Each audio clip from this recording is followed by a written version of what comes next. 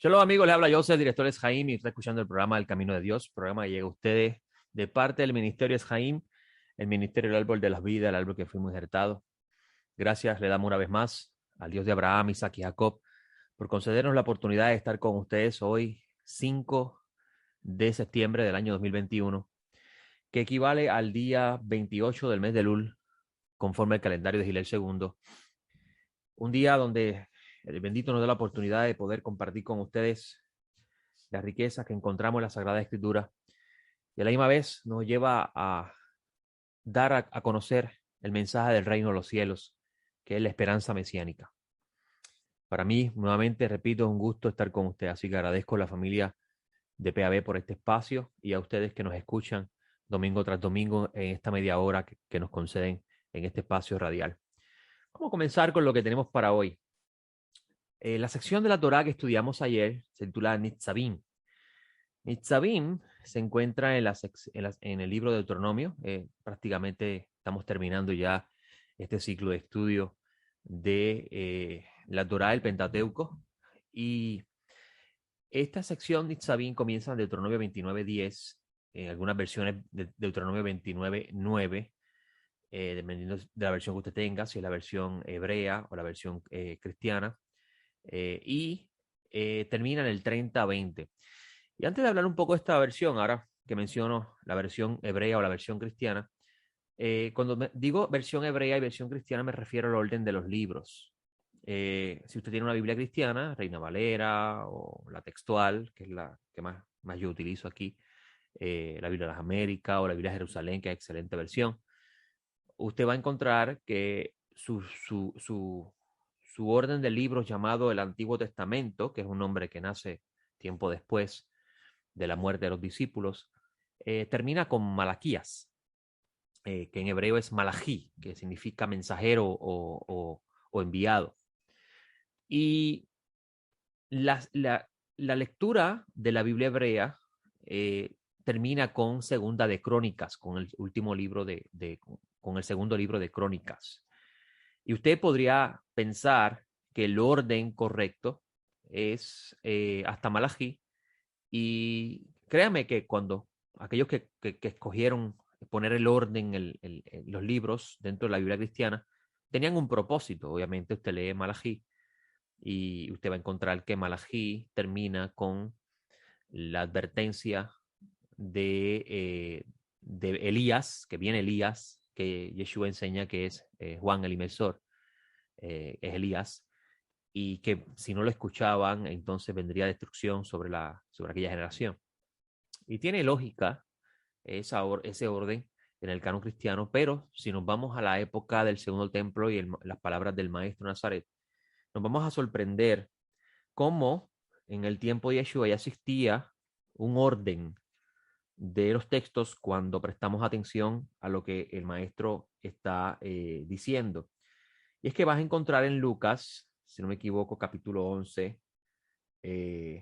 sí, capítulo 11, versículo 51, vas a encontrar al maestro Nazaret decir, desde la sangre de Abel, la primera persona asesinada, según encontramos en el libro de Génesis, hasta la sangre de Zacarías, que fue asesinado entre el altar y el santuario. Este Zacarías no es el profeta Zacarías, es un sacerdote, que es la historia de su muerte la va a encontrar en el segundo libro de Crónicas, capítulo 24.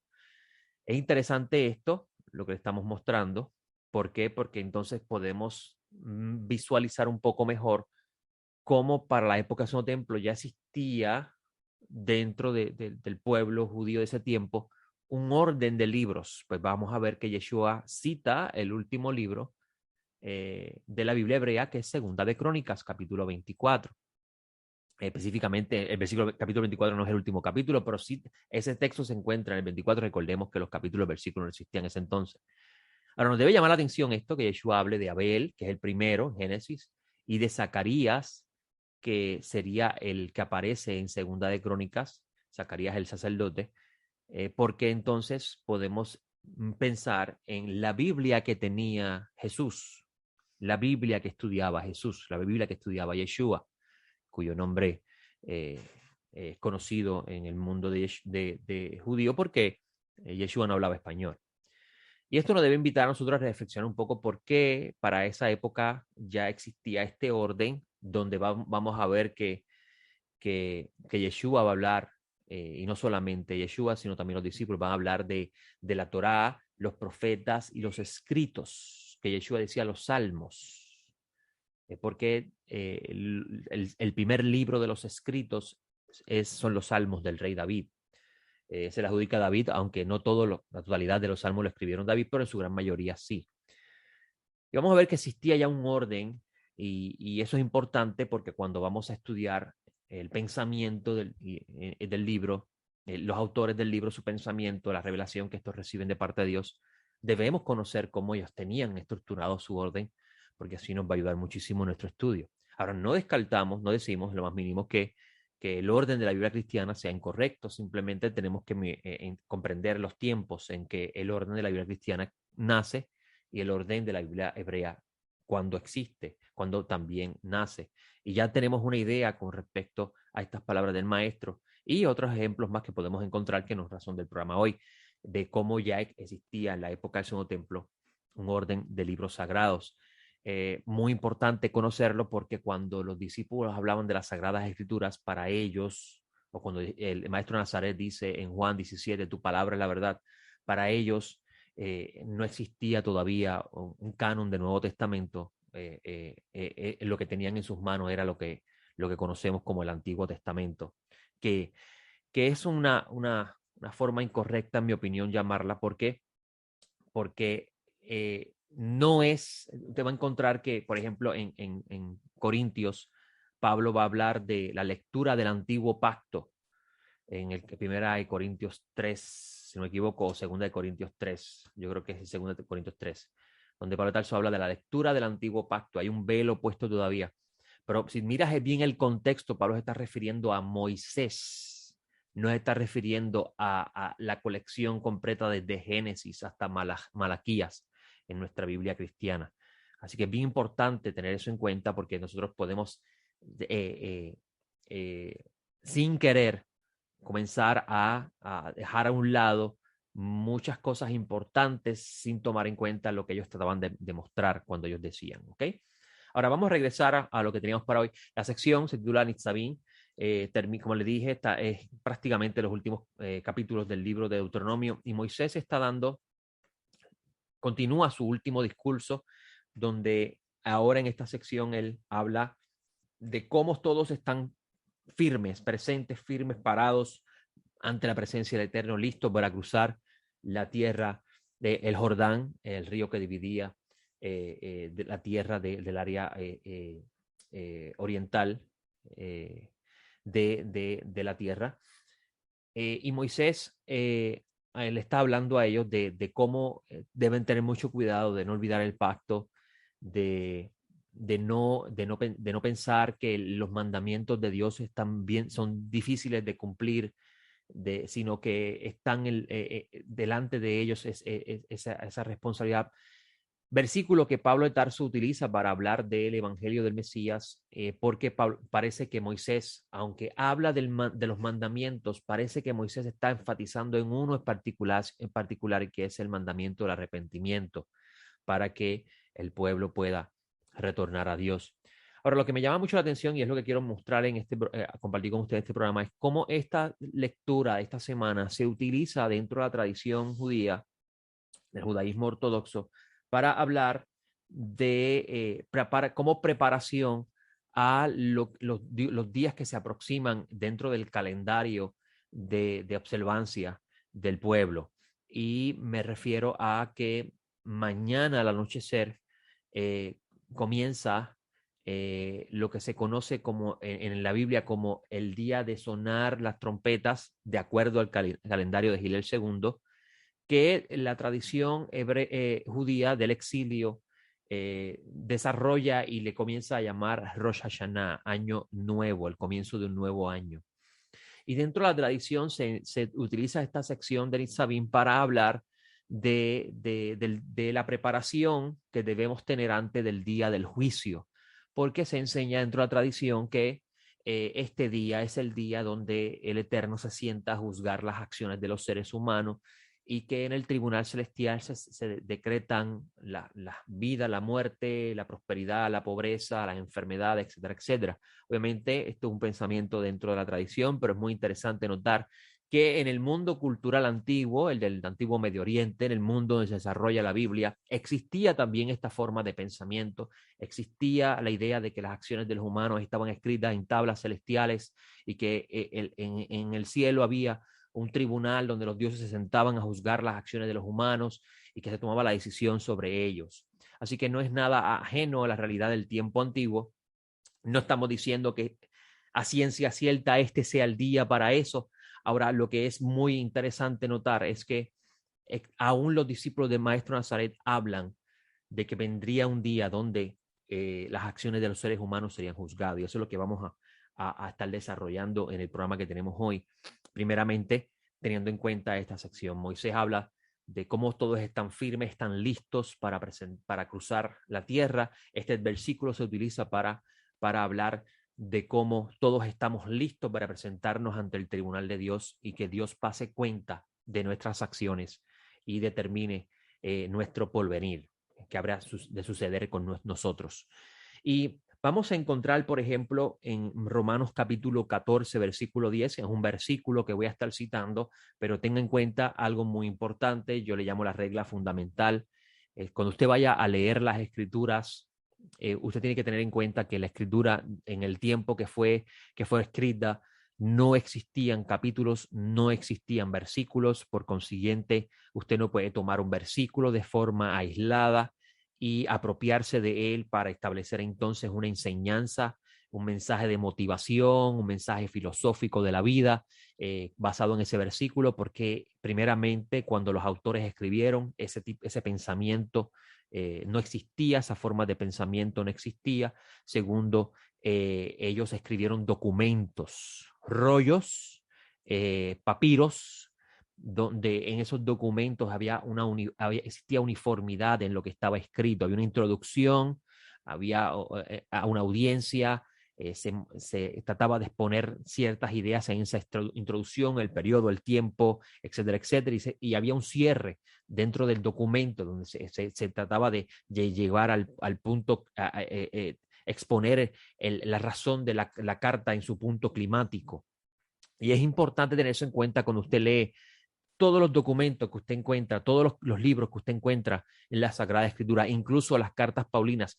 Pablo no escribió libros, Pablo escribió cartas. Las cartas que escribió Pablo eran respuesta a las comunidades que él estaba supervisando. Eso es lo que significaba apóstol, un enviado a un delegado de parte del rey Mesías a supervisar, a dirigir a ese grupo de personas que querían pertenecer al reino que habría de venir. Y es importante tener en cuenta eso. Cuando usted lea una carta de Pablo, tiene que tener en cuenta el tiempo, donde él está escribiendo, el lugar, quién es la audiencia y la razón por la cual está escribiendo y qué intenta él lograr con ese documento que está enviando. Así que citamos Romanos capítulo 14, pero le invito a leer el documento completo para que usted pueda entender de qué él está hablando ahí. ¿Ok? Y en Romanos capítulo 14, Pablo de Tarso dice que los gentiles, específicamente en este capítulo, capítulo 14, él está diciendo que va a haber un día donde Dios va a juzgar las acciones de los humanos, donde dice el versículo 10 del capítulo 14, pero tú, porque juzgas a tu hermano, o también tú, porque menosprecias a tu hermano, porque todos compareceremos ante el tribunal de Dios.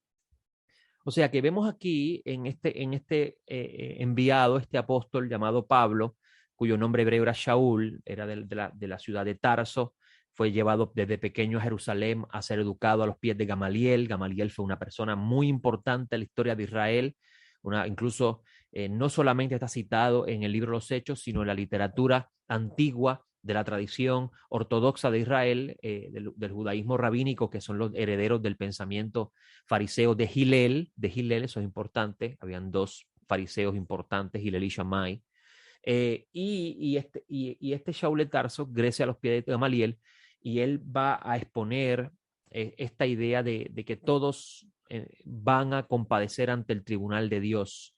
¿De dónde salen estas ideas? Tú no vas a encontrar en toda el Tanaj una idea directa de que todos los seres humanos compadecerán ante el tribunal de Dios.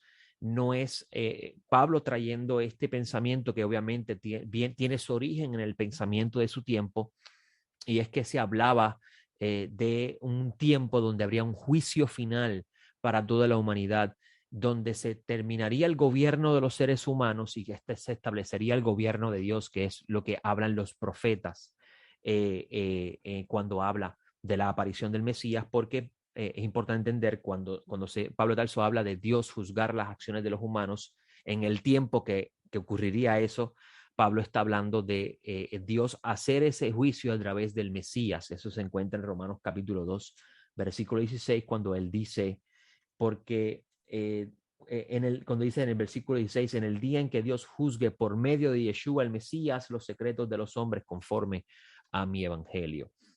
Entonces, es bien interesante notar que Shaul de Tarso trae también esa idea donde todos los seres humanos en algún momento de su vida tendrán que compadecer delante del tribunal de Dios y tendrán que rendir de cuentas sobre sus acciones. Y considero necesario poner esto dentro de la Parashat Nitzavim, porque nosotros pensamos simplemente que las acciones del ser humano, pues, pasarían por alto y que nunca sucedería nada sobre lo que uno decide o no decide sobre este mundo. Incluso hay personas que piensan que uno lo que hace en este mundo lo paga. Ciertamente esa idea también se encuentra en la Escritura. Te va a encontrar en Mateo que Yeshua está hablando de que si usted tiene, obviamente está refiriendo a la audiencia de su tiempo, si tiene algo, si va a presentar una ofrenda ante Dios en el altar, se refiere al altar del templo, no al altar de las iglesias, no, son dos cosas muy diferentes. Yeshua está hablando de un tiempo bien diferente al nuestro. Había un templo, allí era el lugar donde se llevaban las ofrendas, no era en ningún otro lugar. Estaba prohibido llevar ofrendas a Dios en otro lugar que no fuera en el santuario. Y vas a encontrar que Yeshua dice que si usted tiene, si el hermano de ese tiempo tenía un problema con su prójimo, él debía, antes de llevar su ofrenda al altar, debía arreglar cuentas con la persona. No sea que esa persona pues fuera llevada ante el tribunal y el juez que tenía que ir a la cárcel, y entonces no saldría de allí hasta que pagase lo último que debe. Y cuando usted lee ese texto, usted pensaría que se está refiriendo el Mesías se está refiriendo a un tribunal de hombres. Sin embargo, Yeshua está hablando del tribunal celestial, donde podría sentenciar al ser humano que tiene contiendas, iras o situaciones con su prójimo, podría sentenciarlo a vivir tribulación y angustia en este estado que nos encontramos, en este mundo que nos encontramos, para que pueda pagar la deuda que tiene, que la pudo haber resuelto si hubiese cumplido con el mandamiento, como dice la Torah, de arrepentirse del mal hecho y restaurar el daño causado. Y eso es una de las cosas que que muy poco se predica, se enseña hoy en día. No es simplemente arrepentirte del daño que estás haciendo o del mal que has causado, sino intentar reparar ese mal. Donde la Escritura habla sobre ese principio. La persona que causaba un daño tenía que devolver el daño causado, lo tenía que reparar e incluso dar la milla extra por encima de lo reparado, de lo dañado. Y eso se pasa muy en alto hoy día, no se habla mucho de eso, ahora simplemente arrepiente tus pecados, todas las cosas pasadas quedan en el pasado, todos comienzan a ser nuevas. Y pasamos por alto lo que Pablo de Tarso se está refiriendo. Pablo de Tarso se está refiriendo a la participación de una nueva creación, de una nueva oportunidad de comenzar de nuevo en la relación del humano con Dios, pero las acciones pasadas con los prójimos están todavía latentes, hay cuentas que resolver, hay que reconciliar esas cuentas que resolver, incluso cumplir con las responsabilidades de ellas. Ahora, regresemos al asunto del tribunal. Vamos en Hechos capítulo 17, versículo 30 y 31. Pablo Tarso también le está hablando a unos atenienses y le está diciendo que Dios designó a un varón, que es Yeshua el Mesías, para que sea el juez en la tierra. Y él está citando al profeta Isaías, donde en el capítulo 11 él habla de él sentarse a juzgar justamente en la tierra.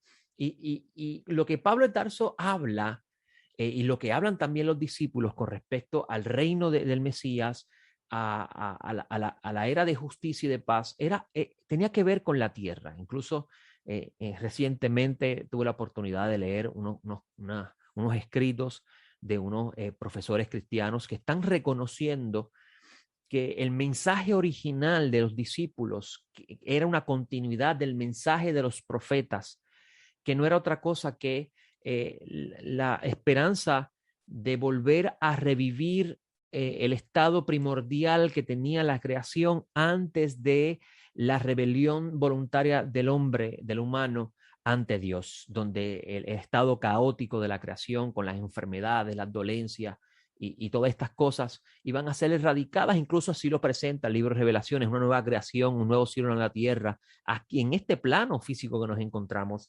incluso el reino del Mesías, en este plano físico que nos encontramos. Y cuando Pablo de Tarso habla del tribunal del Mesías, se está refiriendo al tiempo donde el Mesías se va a sentar a juzgar las acciones de los humanos y determinar quiénes son los humanos que tienen entrada y participación a la nueva creación y quiénes son los que no participan de la nueva creación. Incluso esto mismo lo va a decir en Romanos, no así directamente, pero está aludido cuando leemos en Romanos capítulo 2, que él dice que Dios pagará a cada uno conforme a sus obras, vida eterna, Haye Olam, que es vida perpetua, a los que perseverando en hacer el bien buscan gloria, honor e inmortalidad. Interesante esa palabra final.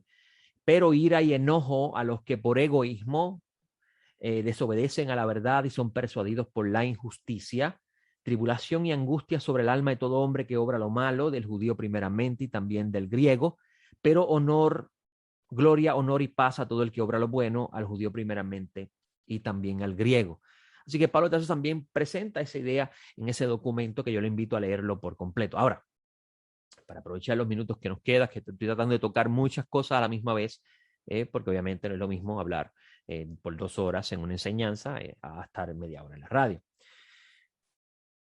Usted va a encontrar en el libro en el Evangelio escrito según Mateo, que se dice que fue escrito por Mateo el discípulo, aunque el reciente análisis del texto ha dado a entender de que la palabra Mateo viene de una palabra aramea que significa discípulo, o sea que el libro no fue escrito por uno llamado Mateo, sino fue escrito por discípulos para discípulos. Y eso es bien interesante porque las enseñanzas que encuentras en Mateo van dirigidos más a la conducta de aquel que siga al maestro de Nazaret. Y vas a encontrar en el capítulo 24 de Mateo, y esto va a ser un corte drástico en lo que estamos hablando, pero al final, si los minutos nos da, lo vamos a unir, que Yeshua está dando en el capítulo 23, recuerde que es un documento uniforme, no hay capítulos, no hay versículos. Yeshua está hablando de esa generación, de cómo se sentaron en la silla de Moisés a enseñar y dirigir al pueblo, pero sus conductas no son adecuadas. Se supone que el que va a dirigir a otro sea un ejemplo a otro. Cuando hablamos de dirigir, es enseñar la justicia, enseñar el camino de Dios. Debe ser un ejemplo a otro de sus acciones. Incluso Pablo de Tarso lo dice cuando le escribe a Timoteo y a Tito, de cómo debe ser la conducta de aquel que tiene una posición dentro de la comunidad de la fe. Así Yeshua también estaba viendo que los que se sentaban en la silla de Moisés a instruir a los ciegos estaban diciendo, pero no hacían. Y Yeshua va a hablar de la destrucción del santuario, de cómo Jerusalén volvería a ser desolada. Y cuando él sale de allí, los discípulos le hacen tres preguntas que lamentablemente en tiempos, tal vez 100 años aproximadamente, se ha reinterpretado y se ha hablado de una tercera vez que volvería a ocurrir eso, o una segunda vez, mejor dicho. Tercera vez si vamos al Tanaj, porque ocurrió en el tiempo de Daniel, o mejor dicho, en el tiempo de los Macabeos, donde Daniel escribe sobre eso. Y ocurrió en el tiempo del segundo templo bajo los romanos, donde el templo sería destruido y ocurriría otra vez una desolación de la tierra y ocurriría un desastre en el pueblo. Se ha reinterpretado el texto para decir que eso volvería a ocurrir, o sea que cuando se construya el tercer templo volvería a suceder lo mismo, cosa que no estaba en la mente del maestro Nazaret cuando habló, de la misma forma cuando hablan de un tercer templo, utilizando el libro de Ezequiel, pasan por alto de que en el tiempo que Ezequiel tuvo la visión del templo, Ezequiel estaba en el exilio de Babilonia después de haber visto la destrucción del primer templo, del templo de Salomón. Así que es ilógico decir que Ezequiel, el profeta, vio el tercer templo si todavía no existía un segundo templo. Y asimismo, podemos decir con respecto a las palabras del maestro en el capítulo 24 de Mateo, de cuando él habla de la destrucción de Jerusalén en su tiempo, pues no puede hablar él de un tercer templo porque el templo del cual se está refiriendo es el que estaba allí presente, pues los discípulos están mostrando las edificaciones y él dice, nada de eso va a quedar en pie. Ahora, los discípulos le hacen tres preguntas donde estas están en el capítulo 23, versículo 3, donde le dicen los discípulos con respecto a al comentario del maestro que todo va a ser destruido, Jerusalén va a ser desolada. Ellos le hacen tres preguntas. Dice, ¿cuándo será esto? ¿Cuándo será qué? La destrucción de Jerusalén. ¿Cuál será la señal de tu venida?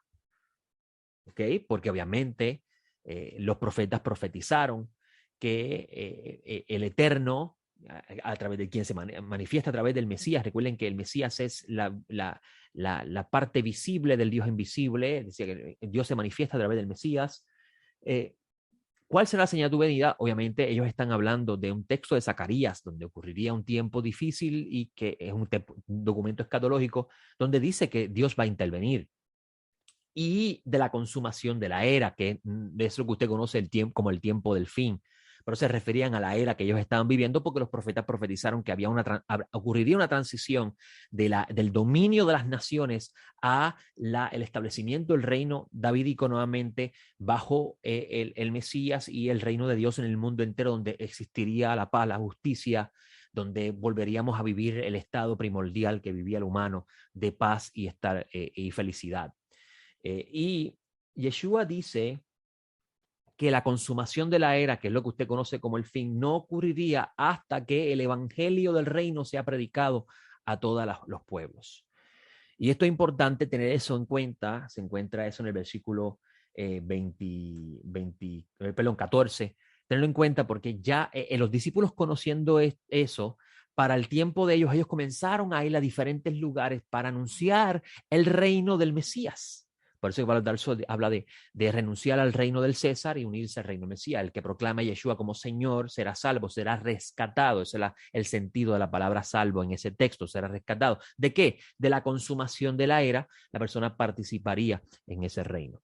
Ahora usted podría decir, tantos años escuchando esto, tantos años escuchando que Dios viene a juzgar las acciones de los humanos, y eso no ha ocurrido. Y mi respuesta sencilla será, dele gracias a Dios que eso todavía no ha ocurrido, porque eso significa que usted todavía tiene la oportunidad de reconocer que ha hecho cosas incorrectas y que debe arrepentirse de ellas e intentar repararla lo más que pueda y comenzar a poner sus pies en el camino bueno, esperanzado en que habrá un mejor devenir si usted renuncia a todo lo que este mundo ofrece, que es contrario a la verdad.